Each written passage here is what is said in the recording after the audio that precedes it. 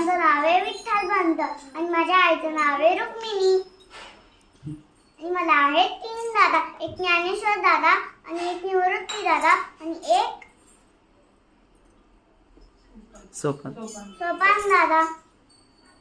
आणि मला ताठ्याचे अभंग म्हणायला खूप आवडतात.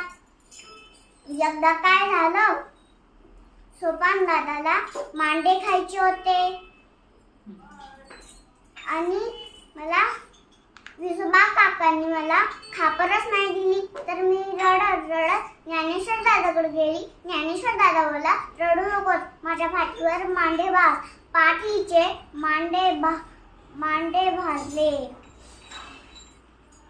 जेव्हा विसोबा काकांना कळालं खापर नसली तरी पण मांडे कसे भाजले, तेव्हा त्यांचं नाव पाडलं गेलं विसोबा खेचर.